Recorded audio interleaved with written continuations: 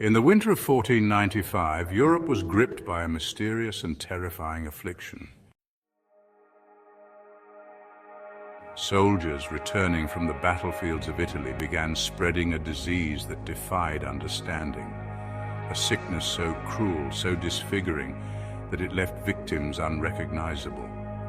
Skin blistered, limbs weakened, and lives were torn apart. It seemed like a plague born of hell itself. What was this disease? Where did it come from? And why did it spread so quickly, leaving devastation in its wake? Was it divine punishment, a consequence of war, or something far more sinister? This is the story of the 1495 syphilis outbreak, an event that reshaped medicine, altered social norms, and left a permanent scar on European history. Join us as we unravel the origins of this deadly disease, trace its path across a continent, and uncover the secrets of an outbreak that still puzzles historians to this day. This is more than a story of disease. It's a tale of survival, fear, and the fragility of human life in the face of an unknown enemy. Let's step back in time to 1495 and uncover the chilling truth about the syphilis outbreak that forever changed the world. The 1495 syphilis outbreak, also known as the Great Pox, was a devastating and mysterious epidemic that swept across Europe in the late 15th century. It is considered one of the most significant outbreaks of sexually transmitted infections in history, and its origins and rapid spread remain subjects of considerable historical and scientific interest. The outbreak occurred during a period of significant cultural and geopolitical change in Europe.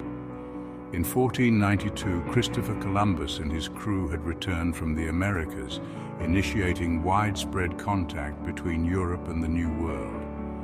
Many historians and scientists theorize that syphilis was brought to Europe by Columbus's crew, having been contracted from indigenous populations in the Americas.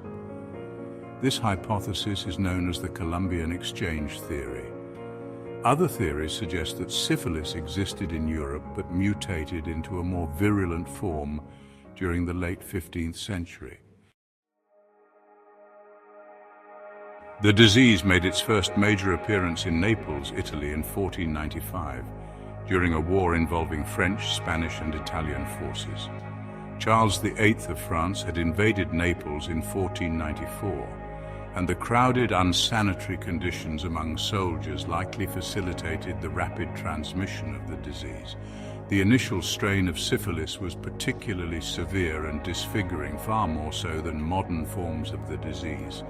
Early accounts describe victims developing painful sores, skin ulcers, and grotesque lesions that disfigured the face and body. The disease also caused severe joint pain, fever, and neurological symptoms, often leading to death within months of infection. The outbreak spread rapidly across Europe, likely due to the mobility of armies, merchants, and travelers. By the early 16th century, syphilis had reached most parts of Europe, including Germany, France, England, and Spain. Its swift transmission caused widespread panic and led to stigmatization of infected individuals.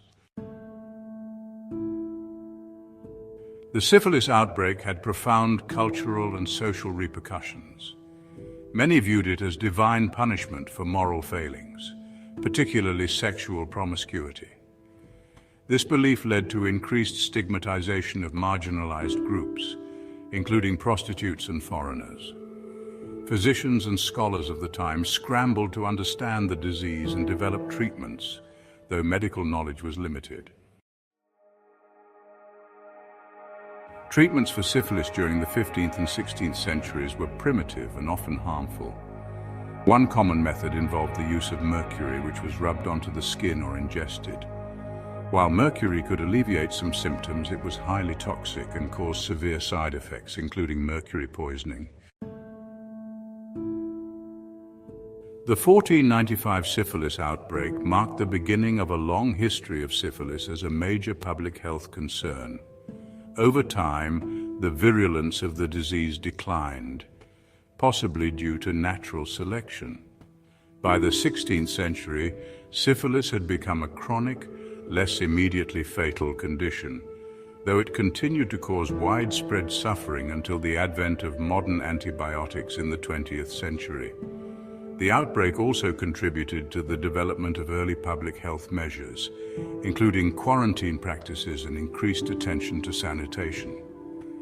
It remains a significant historical event that highlights the complex interactions between disease, culture, and global interconnectedness during a transformative period in European history.